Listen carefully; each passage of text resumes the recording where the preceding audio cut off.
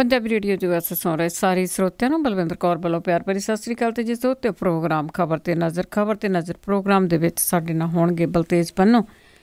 ਕੁਛ ਅਹਿਮ ਖਬਰਾਂ 'ਤੇ ਗੱਲਬਾਤ ਕਰਾਂਗੇ। ਗੱਲਬਾਤ ਤੋਂ ਪਹਿਲਾਂ ਧੰਨਵਾਦ ਕਰਨਾ ਚਾਹਾਂਗੇ ਸਾਡੇ ਸਪੋਂਸਰ ਦਾ, ਜਿਨ੍ਹਾਂ ਨੇ ਇਸ ਪ੍ਰੋਗਰਾਮ ਨੂੰ ਸਪੋਂਸਰ ਕਰਕੇ ਤੁਹਾਡੇ ਤੱਕ ਪਹੁੰਚਾਇਆ ਜੀ। ਖਾਲਸਾ ਇੰਸ਼ੋਰੈਂਸ ਏਜੰਸੀ ਵਾਲੇ ਜੋ ਹਰ ਇੱਕ ਤਰ੍ਹਾਂ ਦੀ ਇੰਸ਼ੋਰੈਂਸ ਕਰਦੇ ਨੇ, ਜਿਨ੍ਹਾਂ ਦਾ ਫ਼ੋਨ ਨੰਬਰ 4082722500। ਸਤਨਾਮ ਸਿੰਘ ਸ਼ੇਰਗਿੱਲ ਤੇ ਪਰਿਵਾਰ ਸਲਮਾ ਤੋਂ, ਗੁਰਦੀਪ ਸਿੰਘ ਬਿਰਦੀ ਕਲੋਵਸ ਤੋਂ, ਰਸ਼ਪਾਲ ਕੌਰ ਖੰਗੂੜਾ ਦੇ ਪਰਿਵਾਰ ਬੇਕਰਸਫੀਲਡ, ਸਰਬਜੀਤ ਸਿੰਘ ਚੋਕਰ ਟਰਲਿਕ ਤੋਂ, ਨਵਜੋਤ ਕੌਰ ਕਲੋਟੀ ਦੇ ਪਰਿਵਾਰ ਜੁਬਾ ਸਿਟੀ ਤੋਂ, ਸੁਰਿੰਦਰ ਕੌਰ ਧਾਮੀ ਦੇ ਪਰਿਵਾਰ ਸੀਰਸ ਤੋਂ, ਸੋਢੀ ਸਿੰਘ ਸੈਕਰਾਮੈਂਟੋ ਤੋਂ ਬਹੁਤ ਬਹੁਤ ਧੰਨਵਾਦੀਆਂ ਜੀ, ਜਿਨ੍ਹਾਂ ਨੇ ਇਸ ਪ੍ਰੋਗਰਾਮ ਨੂੰ ਸਪੋਂਸਰ ਕਰਕੇ ਤੁਹਾਡੇ ਤੱਕ ਪਹੁੰਚਾਇਆ ਜੀ। ਅਤੇ ਗੱਲਬਾਤ ਕਰਦੀ ਜੀ ਬਲਤੇਜ ਪੰਨੂ ਜੀ। ਸਤਿ ਸ਼੍ਰੀ ਅਕਾਲ, ਸਵਾਗਤ ਹੈ ਜੀ। ਸਤਿ ਸ਼੍ਰੀ ਅਕਾਲ ਜੀ, ਧੰਨਵਾਦ ਜੀ, ਬਹੁਤ ਮਿਹਰਬਾਨੀ। ਅੱਛਾ ਜੀ ਬਲਤੇਜ ਪੰਨੂ ਜੀ, ਸਭ ਤੋਂ ਪਹਿਲਾਂ ਇਹ ਗੱਲ ਕਰਦੇ ਹਾਂ, ਜਿਸ ਤਰ੍ਹਾਂ ਪੰਜਾਬ ਦੇ ਮੰਤਰੀ ਸੰਤਰੀ ਆ, ਲੋਕਾਂ ਨੂੰ ਦਬ ਕੇ ਵੀ ਮਾਰ ਰਹੇ ਆ ਕਿ ਤੇ ਕੋਸ਼ਿਸ਼ ਵੀ ਕਰ ਰਹੇ ਆ ਕਿ ਅਸੀਂ ਪਿੰਡਾਂ ਦੇ ਵਿੱਚ ਨਿਕਲਦੇ ਹਾਂ ਤਾਂ ਕਿ ਜਿਹੜੇ ਦੂਸਰੇ ਅਕਾਲੀ ਲੀਡਰ ਆ ਉਹ ਵੀ ਬਾਹਰ ਨਿਕਲਣ। ਤਾਂ ਇਸੇ ਤਰ੍ਹਾਂ ਜੇ ਦੇਖਿਆ ਜਾਵੇ ਤਾਂ ਸਿਕੰਦਰ ਮਲੂਕੇ ਨੂੰ 2 ਪਿੰਡਾਂ ਦੇ ਵਿੱਚ ਨਮੋਸ਼ੀ ਦਾ ਸਾਹਮਣਾ ਕਰਨਾ ਪਿਆ। ਜੀ ਬਿਲਕੁਲ, ਹਾਲਾਂਕਿ ਜਿਹੜੀ ਗੱਲ ਕੀਤੀ ਸੀ ਅਸਲ ਦੇ ਵਿੱਚ ਸਿਕੰਦਰ ਸਿੰਘ ਮਲੂਕਾ ਹੋਰੀ ਜੀ, ਇਹਨਾਂ ਦਿਨਾਂ ਦੇ ਵਿੱਚ ਆਪਣੀ ਯੂਥ ਬ੍ਰਿਗੇਡ ਜਿਹੜੀ ਆ ਜੀ ਉਹ ਨਾਲ ਲੈ ਕੇ ਜਾ ਰਹੇ ਨੇ। ਤੇ ਸੁਖਬੀਰ ਸਿੰਘ ਬਾਦਲ ਹੋਰਾਂ ਨੇ ਜਿਹੜੀ ਗੱਲ ਕਹੀ ਸੀ ਉਹਦੇ ਉੱਤੇ ਸਹੀ ਅਮਲ ਜਿਹੜਾ ਜੀ ਉਹ ਇਸ ਵੇਲੇ ਇਹੀ ਸਭ ਤੋਂ ਜ਼ਿਆਦਾ ਜਿਹੜਾ ਜੀ ਉਹ ਕਰ ਰਹੇ ਨੇ।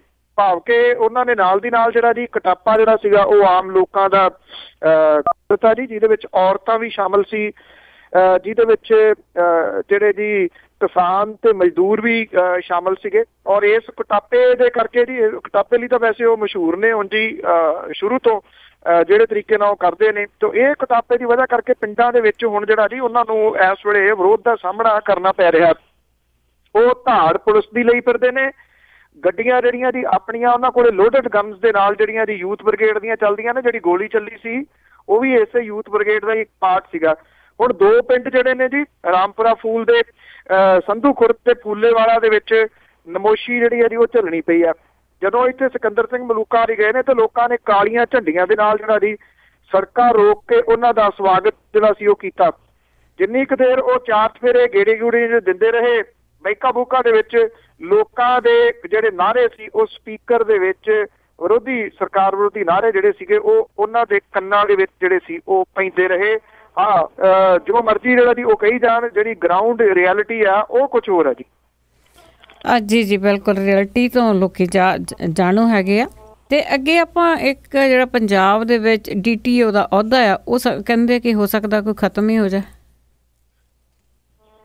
ਬਿਲਕੁਲ ਜੀ, ਜਿਹੜੇ ਡਿਸਟ੍ਰਿਕਟ ਟ੍ਰੈਫਿਕ ਆਫਿਸਰ ਨੇ ਜੀ DTO ਜਿਹੜੇ ਨੇ ਉਹ ਇਹ ਜਿਹੜਾ ਜੀ ਉਹਦਾ ਜਿਹੜਾ ਜ਼ਿਆਦਾ ਵੈਸੇ ਟ੍ਰੈਫਿਕ ਜਿਹੜਾ ਕੰਟਰੋਲ ਕਰਨ ਦਾ ਹੁੰਦਾ, ਔਰ ਇਹਦੇ ਵਿੱਚ ਜਿਹੜੀ ਸਾਰੀ ਜ਼ਿੰਮੇਵਾਰੀ ਹੁੰਦੀ ਹੈ DTO ਦੀ। ਹੁਣ ਇਉਂ ਕਿਹਾ ਜਾ ਰਿਹਾ ਜੀ ਕਿ DTO ਦੇ ਅਹੁਦੇ ਦਾ ਚਲਾਨ ਜਿਹੜਾ ਜੀ ਉਹ ਹੋ ਸਕਦਾ, ਭਾਵ ਕਿ ਉਹਨੂੰ ਖਤਮ ਕਰਕੇ ਟਰਾਂਸਪੋਰਟ ਦੇ ਨਾਲ ਸੰਬੰਧਿਤ ਕੰਮਕਾਜ ਜਿਹੜਾ ਉਹ SDMs ਨੂੰ ਦੇਣ ਦੇ ਉੱਤੇ ਵਿਚਾਰ ਜਿਹੜੀ ਹੈ ਜੀ ਉਹ ਕੀਤੀ ਜਾ ਰਹੀ ਆ। ਇਹਦੇ ਬਾਰੇ ਟਰਾਂਸਪੋਰਟ ਵਿਭਾਗ ਦੇ ਵੱਲੋਂ ਭੇਜਿਆ ਜਾਣ ਵਾਲਾ ਜਿਹੜਾ ਮੈਮੋਰੰਡਮ ਹੈ ਉਹਦੇ ਉੱਤੇ ਮੰਤਰੀ ਮੰਡਲ ਦੀ ਮੀਟਿੰਗ ਦੇ ਵਿੱਚ ਵਿਚਾਰ ਜਿਹੜਾ ਉਹ ਹੋ ਸਕਦਾ ਹੈ। DTO ਦਾ ਅਹੁਦਾ ਖਤਮ ਕਰਨ ਦੇ ਪਿੱਛੇ ਇਹਨਾਂ ਦਫ਼ਤਰਾਂ ਦੇ ਵਿੱਚ ਫੈਲਿਆ ਭ੍ਰਿਸ਼ਟਾਚਾਰ ਜਿਹੜਾ ਜੀ ਉਹ ਮੁੱਖ ਕਾਰਨ ਜਿਹੜਾ ਉਹ ਦੱਸਿਆ ਜਾ ਰਿਹਾ। ਸਰਕਾਰ ਦੀ ਇਹ ਕਾਰਵਾਈ ਪ੍ਰਸ਼ਾਸਕੀ ਸੁਧਾਰਾਂ ਦਾ ਹਿੱਸਾ ਦੱਸੀ ਜਾ ਰਹੀ ਹੈ ਜੀ। DTO ਦੇ ਅਹੁਦਿਆਂ ਦੇ ਉੱਤੇ ਤਾਇਨਾਤ TCS ਦੇ ਟਰਾਂਸਪੋਰਟ ਵਿਭਾਗ ਦੇ ਆਫਿਸਰ ਨੇ, ਉਹਨਾਂ ਨੂੰ ਹੋਰ ਦਫ਼ਤਰਾਂ ਦੇ ਵਿੱਚ ਤਾਇਨਾਤ ਜਿਹੜਾ ਜੀ ਉਹ ਕੀਤਾ ਜਾਊਗਾ।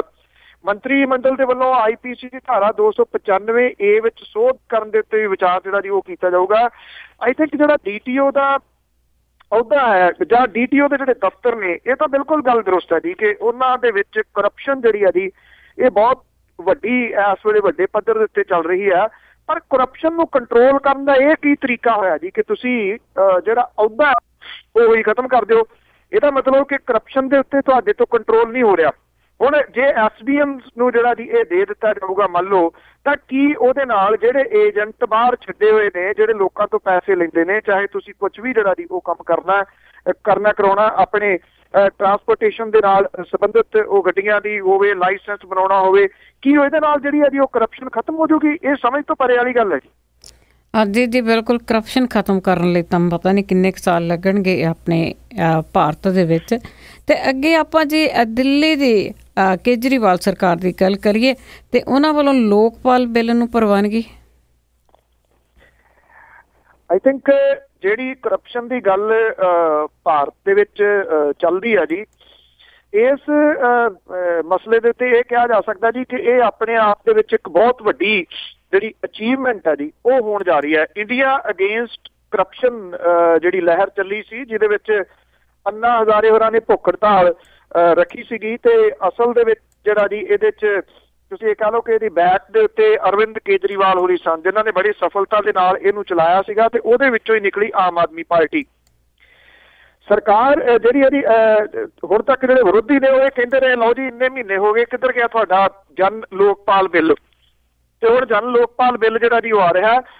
ਅਰਵਿੰਦ ਕੇਜਰੀਵਾਲ ਦੀ ਸਰਕਾਰ ਦੇ ਵੱਲੋਂ ਜਿਹੜਾ ਜੀ ਜਨ ਲੋਕਪਾਲ ਬਿੱਲ ਨੂੰ ਅੱਜ ਮੰਤਰੀ ਮੰਡਲ ਦੇ ਵਿੱਚ ਜਿਹੜੀ ਆ ਜੀ ਉਹ ਪ੍ਰਵਾਨਗੀ ਦੇ ਦਿੱਤੀ ਗਈ ਆ।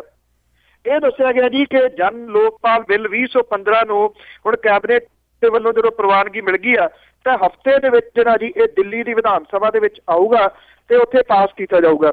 ਦਿੱਲੀ ਵਿਧਾਨ ਸਭਾ ਦੇ ਵਿੱਚ ਸੁਪਰ ਮੈਜੋਰਿਟੀ ਹੈ ਆਮ ਆਦਮੀ ਪਾਰਟੀ ਨੂੰ, ਤੇ ਉੱਥੇ ਕਿਸੇ ਕਿਸਮ ਦੀ ਕੋਈ ਮੁਸ਼ਕਲ ਜਿਹੜੀ ਆ ਜੀ ਨਹੀਂ ਆਉਣੀ ਇਸ ਬਿੱਲ ਨੂੰ ਪਾਸ ਕਰਨ ਦੇ ਵਾਸਤੇ। ਇਸ ਬਿੱਲ ਦੀਆਂ ਸਾਰੀਆਂ ਕੀ ਡਿਟੇਲ ਹੈ ਜੀ ਇਹ ਤਾਂ ਅਜੇ ਕੋਈ ਸਾਹਮਣੇ ਨਹੀਂ ਆਈ, ਪਰ ਬਹੁਤ ਸਖਤ ਬਿੱਲ ਜਿਹੜਾ ਜੀ ਇਹ ਦੱਸਿਆ ਜਾ ਰਿਹਾ ਕਰਪਸ਼ਨ ਵਾਲੇ ਮਾਮਲੇ ਦੇ ਵਿੱਚ। ਜਿੱਥੋਂ ਤੁਸੀਂ ਇਹਦਾ ਅੰਦਾਜ਼ਾ ਲਾ ਸਕਦੇ ਹੋ ਜੀ ਕਿ ਜਿਹੜਾ ਮੁੱਖ ਮੰਤਰੀ ਅਰਵਿੰਦ ਕੇਜਰੀਵਾਲ ਹੋਰਾਂ ਦਾ ਦਫ਼ਤਰ ਹੈ ਉਹ ਵੀ ਇਹਦੀ ਰਡਾਰ ਦੇ ਉੱਤੇ ਰਹੂਗਾ ਜੀ। ਭਾਵ ਕਿ ਅੱਗੋਂ ਇਹ ਪ੍ਰਬੰਧ ਜਿਹੜਾ ਜੀ ਕੀਤਾ ਗਿਆ ਕਿ ਨਾ ਸਿਰਫ ਮੰਤਰੀ ਬਲਕਿ ਮੁੱਖ ਮੰਤਰੀ ਵੀ ਇਹਦੇ ਘੇਰੇ ਦੇ ਵਿੱਚ ਆਊਗਾ। ਇਹਨੂੰ ਲੈ ਕੇ ਜਿਹੜੇ ਬਹੁਤੀਆਂ ਵਿਰੋਧੀ ਪਾਰਟੀਆਂ ਪਹਿਲਾਂ ਇਹਦੇ ਵਿਰੋਧ ਦੇ ਵਿੱਚ ਰਹੀਆਂ ਨੇ ਕਿ ਨਹੀਂ ਮੁੱਖ ਮੰਤਰੀ ਦਾ ਅਹੁਦਾ ਨਹੀਂ ਆਉਣਾ ਚਾਹੀਦਾ, ਪਰ ਹੁਣ ਮੁੱਖ ਮੰਤਰੀ ਦਾ ਅਹੁਦਾ ਵੀ ਇਹਦੇ ਵਿੱਚ ਜਿਹੜਾ ਜੀ ਉਹ ਸ਼ਾਮਲ ਕੀਤਾ ਗਿਆ। ਆਈ ਥਿੰਕ ਜਦੋਂ ਇਹ ਵਿਧਾਨ ਸਭਾ ਦੇ ਵਿੱਚੋਂ ਪਾਸ ਹੋ ਜਾਂਦਾ, ਲਾਗੂ ਹੋ ਜਾਂਦਾ, ਤੇ ਬਹੁਤ ਵੱਡੀ ਜਿਹੜੀ ਆ ਜੀ ਗੱਲ ਹੋਊਗੀ ਭਾਰਤ ਦੇ ਵਿੱਚ, ਜਿੱਥੇ ਕਰਪਸ਼ਨ ਦੀਆਂ ਜੜ੍ਹਾਂ ਬਹੁਤ ਡੂੰਘੀਆਂ ਹੋ ਗਈਆਂ ਨੇ। ਉਸ ਮਾਮਲੇ ਦੇ ਵਿੱਚ ਕਿਸੇ ਵੱਲੋਂ ਏਡਾ ਵੱਡਾ ਜਿਹੜਾ ਜੀ ਉਹ ਸਟੈਪ ਲਿਆ ਜਾਣਾ ਬੜਾ ਦਲੇਰਾਨਾ ਫੈਸਲਾ ਇਹਨੂੰ ਜਿਹੜਾ ਜੀ ਉਹ ਕਿਹਾ ਜਾ ਸਕਦਾ ਹੈ। ਜੀ ਆ ਸਾਰਿਆਂ ਨੂੰ ਇਸੇ ਤਰ੍ਹਾਂ ਕਰਨੀ ਚਾਹੀਦੀ। ਤੇ ਅੱਗੇ ਆਪਾਂ ਜੀ ਗੱਲ ਕਰੀਏ ਜਿਸ ਤਰ੍ਹਾਂ ਬਾਬਾ ਰਾਮਦੇਵ ਆ, ਕਿਤੇ ਨਾ ਕਿਤੇ ਉਹ ਮਸ਼ਹੂਰ ਰਹਿੰਦਾ ਆ ਖਬਰਾਂ ਦੇ ਵਿੱਚ ਰਹਿਣ ਲਈ, ਪੁੱਠੇ ਸਿੱਧੇ ਕੰਮਾਂ ਲਈ।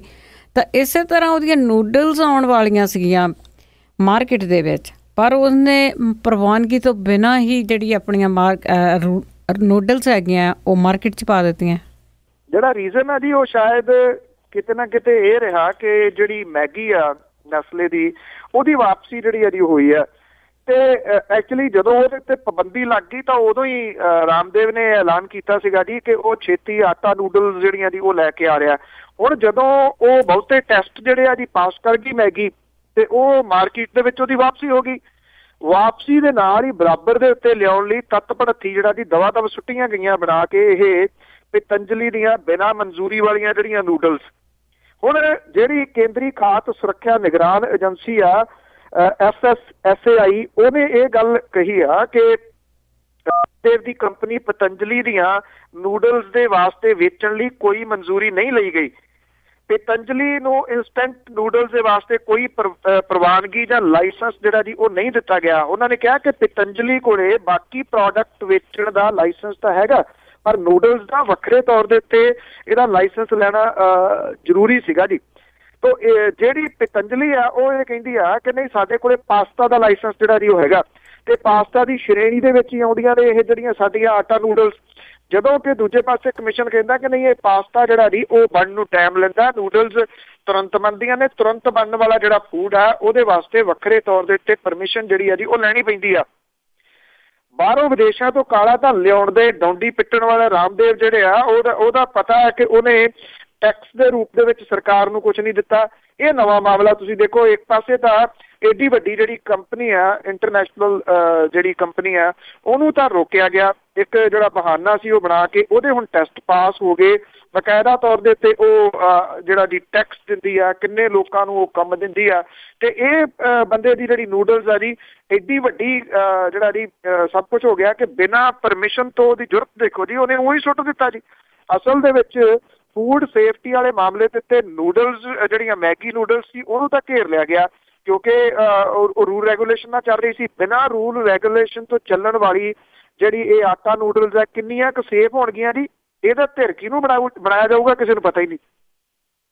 जी बिल्कुल चलता जी सारा कुछ। तो अगे आप गल करते हैं जी 26/11 वाले डेविड हैडली नूं मुलजम बनाया। एक्चुअली ये एक मामला जिहड़ा जी पुराना है, पर ਇਹਦੇ ਉੱਤੇ ਹੁਣ ਮੁੰਬਈ ਦੀ ਅਦਾਲਤ ਨੇ ਜਿਹੜਾ ਜੀ ਉਹ ਫੈਸਲਾ ਦਿੱਤਾ। ਪਾਕਿਸਤਾਨੀ ਮੂਲ ਦਾ ਡੇਵਿਡ ਕੋਲਮਨ ਹੈਡਲੀ ਜਿਹੜਾ ਕਿ ਅਮਰੀਕਨ ਸਿਟੀਜ਼ਨ ਹੈ, ਉਹਨੂੰ ਹੁਣ 26/11 ਵਾਲੇ ਅਟੈਕ ਦੇ ਵਿੱਚ ਜਿਹੜਾ ਜੀ ਮੁਲਜ਼ਮ ਬਣਾਉਣ ਦੀ ਪਰਮਿਸ਼ਨ ਜਿਹੜੀ ਉਹ ਦਿੱਤੀ ਆ। ਔਰ ਇਹ ਕਿਹਾ ਜੀ ਕਿ 10 ਦਸੰਬਰ ਨੂੰ ਅਦਾਲਤ ਨੇ ਕਿਹਾ ਜੀ ਉਹਨੂੰ ਵੀਡੀਓ ਕਾਨਫਰੰਸਿੰਗ ਦੇ ਰਾਹੀਂ ਪੇਸ਼ ਜਿਹੜਾ ਉਹ ਕੀਤਾ ਜਾਵੇ। ਹੈਡਲੀ ਅਮਰੀਕਨ ਜੇਲ੍ਹ ਦੇ ਵਿੱਚ ਬੰਦ ਹੈ।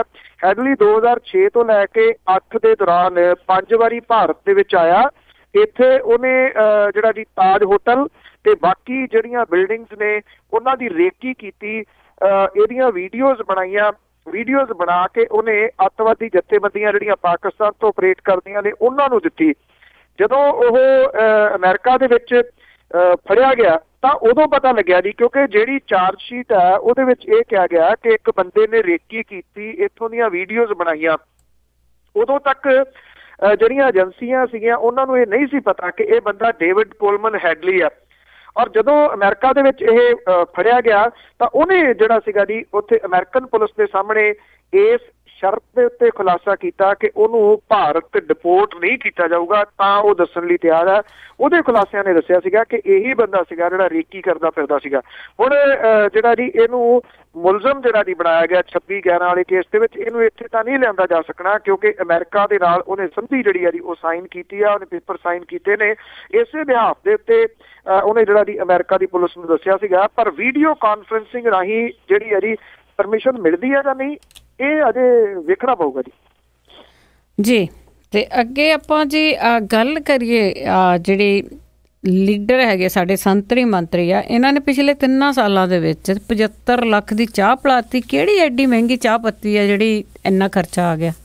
ਕੁਝ ਜੇ ਤਾਂ ਪੰਜਾਬੀਆਂ ਦੀ ਬੋਲੀ ਦੇ ਵਿੱਚ ਚਾਹ ਚੂਹ ਹੁੰਦੀ ਫੇਰ ਤਾਂ ਗੱਲ ਸਮਝ ਆਉਂਦੀ, ਪਰ ਇਹ ਇਕੱਲੀ ਚਾਹ ਆ ਜੀ। ਉਹ ਜਿਹੜੀ ਚਾਹ ਦੀ ਭਾਫ ਆ ਜੀ ਉਹ ਇਸ ਵੇਲੇ ਲੋਕਾਂ ਦੇ ਗਲਾਂ ਤੋਂ ਥੱਲੇ ਨਹੀਂ ਰੱਖ ਰਹੀ ਕਿ ਇੰਨੀ ਚਾਹ ਵੀ ਪਿਆਈ ਜਾ ਸਕਦੀ ਹੈ ਜੀ। ਪਹਿਲਾਂ ਹੀ ਕਾਰ ਜਿਹੜੀ ਹੈ ਜੀ ਉਹਨੂੰ ਲੈ ਕੇ ਚਰਚਿਤ ਰਹੇ, ਭਾਵ ਕਿ ਜਿੰਨੀ ਉਹਨਾਂ ਦੀ ਗੱਡੀ ਚੱਲਦੀ ਆ, ਜਿਹੜੇ ਟਰਾਂਸਪੋਰਟ ਮੰਤਰੀ ਨੇ ਅਜੀਤ ਸਿੰਘ ਕੁਹਾੜ ਹੋਰੀ, ਇੰਨਾ ਪਹਿੰਡਾ ਇੱਕ ਦਿਨ ਦੇ ਵਿੱਚ ਤੈਅ ਨਹੀਂ ਕੀਤਾ ਜਾ ਸਕਦਾ। ਜੇ 24 ਘੰਟੇ ਗੱਡੀ ਚੱਲਦੀ ਰਹੇ ਤਾਂ ਹੋ ਸਕਦਾ, ਤੇ ਇਹ ਨਹੀਂ ਪਤਾ ਜੀ ਉਹ ਸੌਂਦੇ ਕਿਹੜੇ ਟਾਈਮ ਨੇ ਗੱਡੀ ਜਿੰਨੀ ਉਹ ਚਲਾਈ ਜਾਂਦੇ ਨੇ, ਜਾਂ ਫਿਰ ਜਦੋਂ ਘਰੇ ਚਲੇ ਜਾਂਦੇ ਨੇ ਜੈਕ ਤੇ ਲਾ ਕੇ ਉਹਨੂੰ ਘੁੰਮਣ ਤੇ ਲਾਉਂਦੇ ਨੇ, ਜਿੰਨਾ ਮੀਟਰ ਉਹ ਘੁਮਾਉਂਦੇ ਨੇ ਗੱਡੀ ਦਾ। ਤੇ ਇਹ ਚਾਹ ਵਾਲੇ ਮਾਮਲੇ ਦੇ ਵਿੱਚ ਵੀ 3 ਸਾਲਾਂ ਦੇ ਵਿੱਚ ਜਿਹੜਾ ਜੀ ਉਹ ਪਹਿਲੇ ਨੰਬਰ ਤੇ ਨੇ। ਅਜੀਤ ਸਿੰਘ ਕੁਹਾੜ ਹੋਰਾਂ ਨੇ 8,62,000 ਦੀ ਚਾਹ ਜਿਹੜੀ ਹੈ ਜੀ ਕੱਲਿਆਂ ਨੇ ਪਿਆਤੀ ਲੋਕਾਂ ਨੂੰ। ਸੁਰਜੀਤ ਕੁਮਾਰ ਜਿਆਣੀ ਦੂਜੇ ਨੰਬਰ ਤੇ ਨੇ 7,64,000 ਦੀ ਚਾਹ ਪਿਆਈ ਹੈ ਜੀ। ਵਿਕਰਮ ਸਿੰਘ ਮਜੀਠੀਆ ਨੇ 7,34,000 ਦੀ, ਪਰਮਿੰਦਰ ਢੀਂਡਸਾ ਨੇ 5,73,000 ਦੀ, ਸੁਰਜੀਤ ਸਿੰਘ ਰੱਖੜਾ ਨੇ 5,52,000 ਦੀ, ਸੋਹਣ ਸਿੰਘ ਠੰਡਲ ਨੇ 4,44,000 ਦੀ, ਮਦਨ ਮੋਹਨ ਮਿੱਤਲ ਨੇ 4,99,000 ਦੀ, ਸਿਕੰਦਰ ਸਿੰਘ ਮਲੂਕਾ ਨੇ 4,65,000 ਦੀ, ਅਨਿਲ ਕੁਮਾਰ ਜੋਸ਼ੀ ਨੇ 3,57,000 ਦੀ, ਭਗਤ ਚੂਨੀ ਲਾਲ ਨੇ 4,40,000 ਦੀ, ਸ਼ਰਨਜੀਤ ਸਿੰਘ ਢਿੱਲੋਂ ਨੇ 2,39,000 ਦੀ, ਤੋਤਾ ਸਿੰਘ ਨੇ 1,02,000 ਦੀ ਤੇ ਦਲਜੀਤ ਸਿੰਘ ਚੀਮਾ ਨੇ 97,000 ਦੀ ਚਾਹ ਜਿਹੜੀ ਹੈ ਜੀ ਉਹ ਲੋਕਾਂ ਨੂੰ ਆਉਣ ਜਾਣ ਵਾਲਿਆਂ ਨੂੰ ਜਿਹੜੀ ਹੈ ਜੀ ਉਹ ਪਿਆਈ ਆ। ਸੋ ਅਜੀਤ ਸਿੰਘ ਕੁਹਾੜ ਹੋਰਾਂ ਦੀ ਝੰਡੀ ਆ ਜੀ, ਪਹਿਲਾਂ ਗੱਡੀ ਦੇ ਵਿੱਚ ਤੇਲ ਫੂਕਣ ਵਾਲੇ ਮਾਮਲੇ ਦੇ ਵਿੱਚ, ਤੇ ਹੁਣ ਜਿਹਨੂੰ ਨਿਹੰਗ ਸਿੰਘਾਂ ਦੀ ਬੋਲੀ ਦੇ ਵਿੱਚ ਢਿੱਡ ਫੂਕਣੀ ਕਿਹਾ ਜਾਂਦਾ ਜੀ, ਉਸ ਮਾਮਲੇ ਦੇ ਵਿੱਚ ਵੀ ਪਹਿਲੇ ਨੰਬਰ ਦੇ ਉੱਤੇ ਬਾਜੀ ਜਿਹੜੀ ਹੈ ਜੀ ਉਹ ਲੈ ਗਏ ਨੇ। ਤੁਸੀਂ ਦੇਖੋ ਜਿਹੜਾ ਸਰਕਾਰੀ ਖਜ਼ਾਨਾ ਉਹਨੂੰ ਰਗੜਾ ਕਿਵੇਂ ਲਾਇਆ ਜਾਂਦਾ ਜੀ, ਤੇ ਇਹਨਾਂ ਨੇ ਤਰੀਕੇ ਜਿਹੜੇ ਆ ਉਹ ਕਿਹੜੇ ਕਿਹੜੇ ਲੱਭੇ ਹੋਏ ਨੇ ਕਿ ਕਿਹੜੇ ਕਿਹੜੇ ਤਰੀਕਿਆਂ ਤੋਂ ਕਿੱਥੋਂ ਕਿੱਥੋਂ ਜਿਹੜੇ ਆ ਜੀ ਇਹ ਪੈਸੇ ਆ ਸਕਦੇ ਨੇ। ਅਕਸਰ ਜਦੋਂ ਗੱਲ ਹੁੰਦੀ ਹੈ ਨਾ ਤਨਖਾਹਾਂ ਦੀ ਕਿ ਇਹਨਾਂ ਦੀਆਂ ਤਨਖਾਹਾਂ ਇੰਨੀਆਂ ਥੋੜ੍ਹੀਆਂ ਨੇ, ਇਹ ਗੁਜ਼ਾਰਾ ਕਿਵੇਂ ਕਰਦੇ ਨੇ, ਆਹ ਤਰੀਕੇ ਨੇ ਜੀ ਜਿਹੜੇ ਇਹ ਐਕਚੁਅਲੀ ਇਹਦੇ ਵਾਸਤੇ ਸ਼ਾਬਾਸ਼ੀ ਜਿਹੜੀ ਹੈ ਜੀ ਉਹ RTI ਨੂੰ ਦੇਣੀ ਬਣਦੀ ਹੈ। ਔਰ ਇਹਦੇ ਵਿੱਚ ਡਾਕਟਰ ਮਨਮੋਹਨ ਸਿੰਘ ਹੋਰਾਂ ਦਾ ਵੀ ਰੋਲ ਸੀਗਾ ਜੀ, ਜਿਨ੍ਹਾਂ ਨੇ RTI ਇਹ ਇੰਟਰੋਡਿਊਸ ਕੀਤੀ, ਜਿਹਦੇ ਨਾਲ ਇਹਨਾਂ ਦੇ ਪੋਤੜੇ ਜਿਹੜੇ ਇਹਨਾਂ ਦੀ ਉਹ ਫਰੋਲੇ ਜਾ ਸਕੇ ਕਿ ਇੱਥੋਂ ਇਹ ਪੈਸੇ ਬਣਾਉਂਦੇ ਨੇ, ਇਸ ਤਰੀਕੇ ਨਾਲ ਬਣਾਉਂਦੇ ਨੇ। ਆਪਾਂ ਗੱਲ ਕਰਦੇ ਹਾਂ ਜਿਹੜੇ ਨਸ਼ਾ ਤਸਕਰੀ ਦਾ ਮਾਮਲਾ ਆ ਕਾਫੀ ਟਾਈਮ ਦੇ ਉੱਤੋਂ ਚੱਲ ਰਿਹਾ ਆ, ਤੇ 30 ਤਰੀਕ ਨੂੰ ਸਿਆਸੀ ਧਿਰਾਂ ਦੀਆਂ ਨਜ਼ਰਾਂ ਆ ED ਤੇ ਟਿਕੀਆਂ ਹੋਈਆਂ। ਬਿਲਕੁਲ ਜੀ, ਇਨਫੋਰਸਮੈਂਟ ਡਾਇਰੈਕਟੋਰੇਟ ਜਿਹਨੇ ਜਗਦੀਸ਼ ਭੋਲਾ ਤੇ ਹੋਰਾਂ ਦੇ ਖਿਲਾਫ ਜਿਹੜੀ ਆ ਚਾਰਜ ਸ਼ੀਟ ਪੇਸ਼ ਕੀਤੀ ਸੀਗੀ, ਹੁਣ 30 ਤਰੀਕ ਨੂੰ ਇੱਕ ਹੋਰ ਚਾਰਜ ਸ਼ੀਟ ਜਿਹੜੀ ਆ ਜੀ ਉਹ ਪੇਸ਼ ਹੋ ਰਹੀ ਆ। 24 ਜਣਿਆਂ ਦੇ ਖਿਲਾਫ ਸਪਲੀਮੈਂਟਰੀ ਚਲਾਨ ਜਿਹੜਾ ਉਹ ਪੇਸ਼ ਕੀਤਾ ਸੀਗਾ। ਇਨਫੋਰਸਮੈਂਟ ਡਾਇਰੈਕਟੋਰੇਟ ਜਿਹੜੀ ਆ ਜੀ ਉਹ ਇਹ ਕਹਿੰਦੀ ਰਹੀ ਆ ਕਿ ਇਹਦੇ ਵਿੱਚ ਵੱਡੇ ਨਾਮ ਵੀ ਸ਼ਾਮਲ ਨੇ। 24 ਜਣਿਆਂ ਦੇ ਵਿੱਚ ਵੱਡਾ ਨਾਮ ਕੋਈ ਸ਼ਾਮਲ ਨਹੀਂ ਸੀਗਾ। ਭੋਲਾ ਨਾਮ ਛੋਟਾ ਨਹੀਂ ਆ, ਪਰ ਭੋਲੇ ਹੁਣੀ ਪਹਿਲਾਂ ਹੀ ਗ੍ਰਿਫਤਾਰ ਨੇ। ਜਿਹੜੇ ਗ੍ਰਿਫਤਾਰ ਨਹੀਂ ਉਸ ਮਾਮਲੇ ਦੇ ਵਿੱਚ ਅਜੇ ਕੋਈ ਵੱਡਾ ਨਾਮ ਸਾਹਮਣੇ ਨਹੀਂ ਆਇਆ। ਇਹ ਉਹੀ ਸਾਰਾ ਕੇਸ ਆ ਜੀ ਇਨਫੋਰਸਮੈਂਟ ਡਾਇਰੈਕਟੋਰੇਟ ਵਾਲਾ, ਜਿਹਦੇ ਵਿੱਚ ਸਰਵਣ ਸਿੰਘ ਫਲੌਰ ਹੋਰਾਂ ਦੀ ਸਿਆਸੀ ਬਲੀ ਲਈ ਗਈ ਸੀ, ਕਿਉਂਕਿ ਉਹਨਾਂ ਦੇ ਮੁੰਡਾ ਦਮਨਜੀਤ ਸਿੰਘ ਜਿਹੜਾ ਜੀ ਉਹਦੇ ਤੋਂ ਬਾਰ-ਬਾਰ ਪੁੱਛਗਿੱਛ ਜਿਹੜੀ ਆ ਜੀ ਇਨਫੋਰਸਮੈਂਟ ਡਾਇਰੈਕਟੋਰੇਟ ਵੱਲੋਂ ਕੀਤੀ ਗਈ ਸੀ। ਇਹਦੇ ਵਿੱਚ ਪੁੱਛਗਿੱਛ ਜਿਹੜੀ ਆ ਜੀ ਉਹ ਪੰਜਾਬ ਦੇ ਮਾਲ ਮੰਤਰੀ ਬਿਕਰਮ ਸਿੰਘ ਮਜੀਠੀਆ ਹੋਰਾਂ ਤੋਂ ਵੀ ਜਿਹੜੀ ਆ ਜੀ ਉਹ ਕੀਤੀ ਗਈ ਸੀਗੀ। ਇਸ ਮਸਲੇ ਦੇ ਵਿੱਚ ਜਿਹੜਾ ਚਲਾਨ ਉਹ 30 ਤਰੀਕ ਨੂੰ ਹੁਣ ਪੇਸ਼ ਕੀਤਾ ਜਾਊਗਾ। ਉਸ ਦਿਨ ਕੁਝ ਵੱਡੇ ਨਾਮ ਜਿਹੜੇ ਨੇ ਇਹਦੇ ਵਿੱਚ ਆ ਸਕਦੇ ਨੇ। ਨਰਿੰਦਰ ਸਿੰਘ ਹੋਰਾਂ ਦਾ ਤਬਾਦਲਾ ਵੀ ਇਸੇ ਕੜੀ ਦਾ ਇੱਕ ਪਾਰਟ ਸੀਗਾ, ਜਿਨ੍ਹਾਂ ਨੂੰ ਕਲਕੱਤਾ ਬਦਲ ਦਿੱਤਾ ਗਿਆ ਸੀਗਾ। ਪਰ ਪਿਛਲੇ ਦਿਨੀ ਸੈਂਟਰ ਦੀ ਸਰਕਾਰ ਨੇ ਅਦਾਲਤ ਦੇ ਵਿੱਚ ਜਿਹੜੇ ਪਏ ਕੇਸ ਜਿਹਦੇ ਵਿੱਚ ਇਹ ਉਹਨਾਂ ਦੀ ਬਦਲੀ ਜਿਹੜੀ ਹੈ ਜੀ ਰੋਕ ਦਿੱਤੀ ਹੈ ਸੈਂਟਰ ਦੀ ਸਰਕਾਰ ਨੇ। ਉਸ ਮਸਲੇ ਦੇ ਫਿਰ ਜਿਹੜਾ ਜੀ ਮੇਰਾ ਕਹਿੰਦੇ ਤੇ ਨੇੜੇ ਤੋਂ ਨਿਗਾਹ ਜਿਹੜੀ ਆ ਉਹ ਰਹੂਗੀ। ਵੱਖ-ਵੱਖ ਜਿਹੜੀਆਂ ਸਿਆਸੀ ਧਿਰਾਂ ਨੇ ਇਹਨੂੰ ਬਹੁਤ ਕਲੋਜ਼ਲੀ ਵਾਚ ਕਰ ਰਹੀਆਂ ਨੇ ਕਿ ਉਸ ਦਿਨ ਕਿਹੜੇ-ਕਿਹੜੇ ਨਾਮ ਜਿਹੜੇ ਆ ਜੀ ਇਹਦੇ ਵਿੱਚ ਆਉਂਦੇ ਆ। 30 ਤਰੀਕ ਨੂੰ ਇਹ ਚਲਾਨ ਜਿਹੜਾ ਜੀ ਪੇਸ਼ ਕੀਤਾ ਜਾਊਗਾ। ਉਂਝ ਵੈਸੇ ਇਹ ਕਈ ਵਾਰੀ ਪਹਿਲਾਂ ਜਿਹੜਾ ਜੀ ਪਛੜ ਚੁੱਕਿਆ ਹੋਇਆ ਚਲਾਨ, ਕਈ ਵਾਰੀ ਅੱਗੇ ਜਿਹੜਾ ਜੀ ਉਹ ਪਾਇਆ ਗਿਆ ਜੀ। ਤੇ ਅੱਗੇ ਜੀ ਆਪਾਂ ਗੱਲ ਕਰਦੇ ਹਾਂ ਜਿਹੜੀ 23 ਤਰੀਕ ਨੂੰ ਸਦਭਾਵਨਾ ਰੈਲੀਆਂ ਹੋਣੀਆਂ ਆ, ਉਹਨਾਂ ਦੀਆਂ ਕੀ ਖਬਰਾਂ ਨੇ? ਜਿਹੜੀ ਇਹ ਰੈਲੀ ਹੋ ਰਹੀ ਹੈ ਜੀ ਇਹਦੇ ਵਿੱਚ ਜਿਹੜੇ ਲੋਕ ਨੇ ਉਹਨਾਂ ਜਿਹੜੇ ਹਲਕਾ ਭੁੱਚੋ ਦੀਆਂ ਪੰਚਾਇਤਾਂ ਨੇ ਉਹਨਾਂ ਦੇ ਵੱਲੋਂ 20 ਕੁਇੰਟਲ ਦੁੱਧ ਜਿਹੜਾ ਜੀ ਲਿਆਉਣ ਦੀ ਉਹਨਾਂ ਨੂੰ ਜ਼ਿੰਮੇਵਾਰੀ ਥੋਪੀ ਗਈ ਆ, ਸੌਂਪੀ ਨਹੀਂ ਗਈ, ਮੈਨੂੰ ਲੱਗਦਾ ਥੋਪੀ ਗਈ ਆ। ਤੇ ਰੈਲੀ ਦੇ ਵਾਸਤੇ 13 ਕੁਇੰਟਲ ਚੌਲ ਜਿਹੜੇ ਨੇ ਉਹਨਾਂ ਦਾ ਪ੍ਰਬੰਧ ਕੀਤਾ ਗਿਆ। ਜਿਹੜੀ ਬਠਿੰਡੇ ਦੇ ਵਿੱਚ ਸਦਭਾਵਨਾ ਰੈਲੀ ਹੋਣੀ ਆ, ਲੋਕਾਂ ਨੂੰ ਉੱਥੇ ਮਿੱਠੇ ਚੌਲ ਤੇ ਗਰਮ ਪਕੌੜੇ ਜਿਹੜੇ ਨੇ ਉਹ ਖਵਾਏ ਜਾਣਗੇ। 25 ਏਕੜ ਦੇ ਵਿੱਚ ਜਿਹੜਾ ਜੀ ਉਹ ਪੰਡਾਲ ਲਾਇਆ ਜਾ ਰਿਹਾ। 1 ਲੱਖ ਬੰਦੇ ਦੇ ਵਾਸਤੇ ਲੰਗਰ ਦਾ ਇੰਤਜ਼ਾਮ ਜਿਹੜਾ ਜੀ ਉਹ ਕੀਤਾ ਜਾ ਰਿਹਾ। ਇਹ ਕਿਹਾ ਜਾ ਰਿਹਾ ਜੀ ਕਿ ਅਕਾਲੀ ਦਲ ਦੇ ਵੱਲੋਂ ਇਹ ਲੰਗਰ ਲਾਇਆ ਜਾ ਰਿਹਾ, ਪਰ ਅਸਲ ਦੇ ਵਿੱਚ ਹੁਣ ਤੱਕ ਤਾਂ ਜ਼ਿੰਮੇਵਾਰੀ ਜਿਹੜੀ ਹੈ ਸ਼੍ਰੋਮਣੀ ਕਮੇਟੀ ਦੀ ਹੁੰਦੀ ਹੈ। ਉੱਥੋਂ ਹੀ ਮੋਸਟਲੀ ਜਿਹੜਾ ਜੀ ਉਹ ਲੰਗਰ ਆਉਂਦਾ। ਪੰਚਾਇਤ ਨੇ ਇੱਕ ਡੇਰੇ ਦੇ ਵੱਲੋਂ ਰੋਟੀਆਂ ਬਣਾਉਣ ਵਾਲੀ ਮਸ਼ੀਨ ਜਿਹੜੀ ਉਹ ਮੰਗਵਾਈ ਹੈ। 3 ਲੱਖ ਫੁਲਕੇ ਜਿਹੜੇ ਆ ਉਹ ਦੱਸਦੇ ਆ ਕਿ ਬਣਵਾਏ ਜਾ ਰਹੇ ਨੇ। ਇੱਕ ਪਾਸੇ ਜਿਹੜਾ ਜੀ ਉਹ ਕਿਸਾਨ ਖੁਦਕੁਸ਼ੀਆਂ ਕਰ ਰਿਹਾ, ਉਹਦੇ ਕੋਲੇ ਵਿਚਾਰੇ ਕੋਲ ਜ਼ਹਿਰ ਖਾਣ ਜੋਗੇ ਜਿਹੜੇ ਉਹ ਪੈਸੇ ਨਹੀਂ ਹੈਗੇ। ਮੁਸ਼ਕਿਲ ਹਾਲਾਤਾਂ ਦੇ ਵਿੱਚੋਂ ਜਿਹੜਾ ਜੀ ਉਹ ਲੰਘ ਰਿਹਾ। ਪੰਜਾਬ ਦੇ ਵਿੱਚ ਕੀ ਕੁਝ ਜਿਹੜਾ ਜੀ ਉਹ ਚੱਲ ਰਿਹਾ, ਡਾਂਗਾਂ ਨਾਲ ਲੋਕ ਕੁੱਟੇ ਜਾ ਰਹੇ ਨੇ। 2 ਜਿਹੜੇ ਵਿਅਕਤੀ ਨੇ ਉਹ ਪੁਲਿਸ ਨੇ ਮਾਰਤੇ ਨੇ। ਇਸ ਮਾਮਲੇ ਤੇ ਕੋਈ ਕੇਸ ਦਰਜ ਨਹੀਂ ਹੋਇਆ। ਸਰਕਾਰ ਅਜੇ ਵੀ ਸੋਚਦੀ ਹੈ ਕਿ ਲੋਕਾਂ ਨੂੰ ਮਿੱਠੇ ਚੌਲ ਜਿਹੜੇ ਆ ਜੀ ਉਹ ਖਵਾ ਕੇ ਪੁਚਕਾਰਿਆ ਜਾ ਸਕਦਾ। ਪਹਿਲਾਂ ਇੱਕ ਕਹਾਵਤ ਜਿਹੜੀ ਚੱਲਦੀ ਆ ਕਿ ਮਿੱਠੀਆਂ ਗੋਲੀਆਂ ਦਿੰਦੇ ਨੇ, ਇਹ ਥੋੜੀ ਜਿਹੀ ਬਦਲ ਜੂਗੀ ਜੀ ਕਿ ਹੁਣ ਮਿੱਠੇ ਚੌਲ ਦਿੰਦੇ ਨੇ। ਬਿਲਕੁਲ ਜੀ, ਮਿੱਠੇ ਚੌਲ ਤੇ ਦੇਣਗੇ। ਤੇ ਅੱਗੇ ਅਖੀਰ ਦੇ ਵਿੱਚ ਮੇਰਾ ਇਹ ਹੈਗਾ ਕਿ ਜਿਹੜੇ ਸਿੱਖ ਪ੍ਰਚਾਰਕ ਸੀ ਉਹਨਾਂ ਨੇ ਬਾਦਲ ਨੂੰ ਪੰਥ ਵਿਰੋਧੀ ਦੱਸਿਆ। ਇੱਕ ਵਾਰੀ ਫਿਰ ਇਹਨਾਂ ਨੇ ਮੀਟਿੰਗ ਜਿਹੜੀ ਆ ਜੀ ਕੀਤੀ ਆ, ਜਿਹਦੇ ਵਿੱਚ ਪੰਥਪ੍ਰੀਤ ਸਿੰਘ ਹੋਰੀ, ਰਣਜੀਤ ਸਿੰਘ ਢੱਡਰੀਆਂ ਵਾਲੇ, ਹਰਜਿੰਦਰ ਸਿੰਘ ਮਾਂਝੀ, ਸਤਨਾਮ ਸਿੰਘ ਚੰਦੜ, ਹਰਜੀਤ ਸਿੰਘ ਢਪਾਲੀ, ਨਿਰਮਲ ਸਿੰਘ ਧੂੜਕੋਟ, ਸੁਖਜੀਤ ਸਿੰਘ ਖੋਸਾ, ਦਲੇਰ ਸਿੰਘ ਖੇੜੀ ਇਹ ਸ਼ਾਮਲ ਹੋਏ ਨੇ। ਇਹਨਾਂ ਨੇ ਇਹ ਗੱਲ ਆਖੀ ਸਾਂਝੇ ਬਿਆਨ ਦੇ ਵਿੱਚ ਇੱਕ ਕਿ ਬਾਦਲ ਪਰਿਵਾਰ ਨੂੰ ਪੰਥ ਵਿਰੋਧੀ ਜਿਹੜਾ ਜੀ ਉਹ ਸਮਝਿਆ ਜਾਵੇ। ਉਹਨਾਂ ਨੇ ਕਿਹਾ ਕਿ ਜਿਹੜੇ ਹਾਕਮ ਧਿਰ ਦੇ ਆਗੂ ਨੇ ਇਹ ਖਲਨਾਇਕ ਨੇ। ਔਰ ਉਹਨਾਂ ਨੇ ਇਹ ਗੱਲ ਆਖੀ ਆ ਜੀ ਕਿ ਜਿਹੜੇ ਸਿੱਖਾਂ ਦੇ ਆਪ ਮੁਹਾਰੇ ਰੋਸ ਨੂੰ ਦਬਾਉਣ ਦੇ ਵਾਸਤੇ ਰੋਸ ਪ੍ਰਗਟ ਕਰ ਰਹੇ ਜਿਹੜੇ ਲੋਕ ਨੇ ਉਹਨਾਂ ਦੇ ਉੱਤੇ ਸਰਕਾਰ ਦੇ ਵੱਲੋਂ ਡਾਂਗਾਂ ਚਲਾਉਣੀਆਂ, ਆਗੂਆਂ ਦੇ ਉੱਤੇ ਦੇਸ਼ ਧਰੋਹ ਦੇ ਕੇਸ ਦਰਜ ਕਰਕੇ ਜੇਲ੍ਹਾਂ ਦੇ ਵਿੱਚ ਸੁੱਟਣਾ ਬਾਦਲ ਪਰਿਵਾਰ ਦੇ ਪੰਥ ਵਿਰੋਧੀ ਹੋਣ ਦਾ ਸਬੂਤ ਹੈ, ਜਿਹੜਾ ਪਹਿਲਾਂ ਤੋਂ ਹੀ ਪੰਥ ਵਿਰੋਧੀ ਕਾਰਵਾਈਆਂ ਜਿਹੜੀਆਂ ਜੀ ਉਹ ਕਰ ਰਿਹਾ। ਇਹਨਾਂ ਪ੍ਰਚਾਰਕਾਂ ਨੇ ਸਾਂਝੇ ਤੌਰ ਦੇ ਉੱਤੇ ਕੀਤੇ ਗਏ ਇਸ ਬਿਆਨ ਦੇ ਵਿੱਚ ਇਹ ਗੱਲ ਆਖੀ ਹੈ ਕਿ ਸਰਕਾਰ ਆਪਣੀ ਨਾਕਾਮਯਾਬੀ ਲੁਕਾਉਣ ਦੇ ਵਾਸਤੇ ਲੋਕਾਂ ਦੇ ਵਿੱਚ ਜਾਣ ਵੇਲੇ ਆਪੋ ਆਪਣੇ ਵਜ਼ੀਰਾਂ ਤੇ ਵਿਧਾਇਕਾਂ ਤੇ ਮੁੱਖ ਆਗੂਆਂ ਦੀ ਸੁਰੱਖਿਆ ਲਈ ਰੋਸ ਪ੍ਰਗਟ ਕਰ ਰਹੇ ਸਿੱਖਾਂ ਦੀ CID ਉਹਨਾਂ ਤੇ ਡਾਂਗਾ ਚਲਾਉਣੀਆਂ, ਜਿੰਨੇ ਪੁਲਿਸ ਮੁਲਾਜ਼ਮ ਤਾਇਨਾਤ ਕੀਤੇ ਜਾ ਰਹੇ ਨੇ, ਜੇ ਇਹਦੇ ਵਿੱਚੋਂ ਅੱਧੇ ਵੀ ਅਸਲ ਦੋਸ਼ੀਆਂ ਦੇ ਉੱਤੇ ਭਾਲ ਕਰਕੇ ਲਾਏ ਜਾਣ ਤੇ ਹੁਣ ਨੂੰ ਬਹੁਤਾ ਮਸਲਾ ਜਿਹੜਾ ਸੀਗਾ ਜੀ ਉਹ ਹੱਲ ਹੋ ਜਾਂਦਾ। ਉਧਰ ਜਿਹੜੇ ਸਿਮਰਨਜੀਤ ਸਿੰਘ ਮਾਨ ਹੋਰੀ ਨੇ ਉਹਨਾਂ ਨੇ ਵੀ ਜਿਹੜੀ ਆ ਜੀ ਉਹ ਇਹ ਗੱਲ ਆਖੀ ਹੈ ਕਿ ਜਿਹੜੇ ਕੈਪਟਨ ਅਮਰਿੰਦਰ ਸਿੰਘ ਤੇ ਪ੍ਰਕਾਸ਼ ਸਿੰਘ ਬਾਦਲ ਹੋਰੀ ਨੇ ਉਹ ਪਹਿਲਾਂ ਜਿਹੜਾ ਜੀ ਖਾਲਿਸਤਾਨ ਦੇ ਐਲਾਨਨਾਮਿਆਂ ਤੇ ਦਸਤਖਤ ਜਿਹੜਾ ਉਹ ਕਰਦੇ ਰਹੇ ਨੇ। ਸਿਮਰਨਜੀਤ ਸਿੰਘ ਮਾਨ ਹੋਰਾਂ ਨੇ ਸੋਸ਼ਲ ਮੀਡੀਆ ਦੇ ਰਾਹੀਂ ਇੱਕ ਅਪੀਲ ਜਿਹੜੀ ਲੋਕਾਂ ਨੂੰ ਕੀਤੀ ਹੈ ਕਿ ਉਹ ਸਿੱਖ ਪ੍ਰਚਾਰਕ ਜਿਨ੍ਹਾਂ ਦੇ ਵਿੱਚ ਪੰਥਪ੍ਰੀਤ ਸਿੰਘ, ਰਣਜੀਤ ਸਿੰਘ ਢੱਗਰੀਆਂ ਵਾਲਾ ਤੇ ਬਾਕੀ ਸ਼ਾਮਲ ਨੇ, ਉਹਨਾਂ ਨੂੰ ਪੰਥ ਦੇ ਗਦਾਰ ਨਾ ਕਹਿਣ, ਕਿਉਂਕਿ ਉਹ ਸਿੱਖ ਪ੍ਰਚਾਰਕ ਨੇ ਔਰ ਲੋਕਾਂ ਦੇ ਵਿੱਚ ਉਹਨਾਂ ਦੀ ਰਿਸਪੈਕਟ ਹੈ। ਇਸ ਕਰਕੇ ਇਸ ਤਰ੍ਹਾਂ ਦੇ ਇਲਜ਼ਾਮ ਜਿਹੜੇ ਨੇ ਉਹ ਨਾ ਲਾਏ ਜਾਣ। ਆਈ ਥਿੰਕ ਬੜੀ ਦੇਰ ਦੇ ਨਾਲ ਇਹ ਜਿਹੜਾ ਜੀ ਉਹਨਾਂ ਦੇ ਵੱਲੋਂ ਆਖਿਆ ਗਿਆ, ਇਹ ਪਹਿਲਾਂ ਆਖਿਆ ਜਾਣਾ ਚਾਹੀਦਾ ਸੀਗਾ। ਹੁਣ ਤੱਕ ਤਾਂ ਮੇਰਾ ਖਿਆਲ ਕਾਫੀ ਨੁਕਸਾਨ ਹੋ ਚੁੱਕਿਆ ਜੀ ਇਸ ਮਸਲੇ ਤੇ ਅਖੀਰ ਵਿੱਚ ਅੱਜ ਨਵਾਂ ਕਿ ਬੀਬੀ ਇੱਕ ਵਿਧਾਇਕ ਨੇ ਕੱਲ ਕਿਧਰੇ ਪੱਥਰ ਨੀਂਹ ਦਾ ਦਿੱਤਾ ਸੀ ਰੱਖ ਮੀਆਂ। ਬੀਬੀ ਇੱਕ ਵਿਧਾਇਕ ਨੇ ਕੱਲ ਕਿਧਰੇ ਪੱਥਰ ਨੀਂਹ ਦਾ ਦਿੱਤਾ ਸੀ ਰੱਖ ਮੀਆਂ, ਮਿਲਿਆ ਮੌਕਾ ਤਾਂ ਆਣ ਵਿਰੋਧੀਆਂ ਨੇ ਕੀਤਾ ਪੱਥਰ ਉਹ ਨੀਂਹ ਤੋਂ ਵੱਖ ਮੀਆਂ।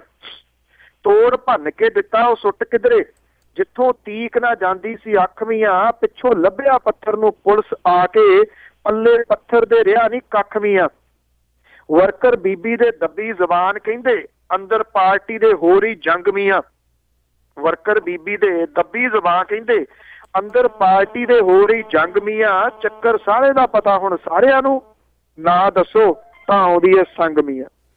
ਜੀ ਥੈਂਕ ਯੂ ਜੀ, ਧੰਨਵਾਦ, ਬੜੀ ਮਿਹਰਬਾਨੀ ਜੀ, ਥੈਂਕ ਯੂ, ਸਤਿ ਸ਼੍ਰੀ ਅਕਾਲ ਜੀ। ਸਤਿ ਸ਼੍ਰੀ ਅਕਾਲ ਜੀ। ਸਰੋਤੇ ਸਨ ਬਲਤੇਜ ਪੰਨੂ ਜੋ ਸਾਡੇ ਨਾਲ ਜੁੜਦੇ ਨੇ ਤੇ ਕੁਝ ਖਬਰਾਂ ਦੇ ਪਿੱਛੇ ਕੀ ਹੁੰਦਾ ਉਸ ਦੀ ਗੱਲਬਾਤ ਕਰਦੇ ਨੇ।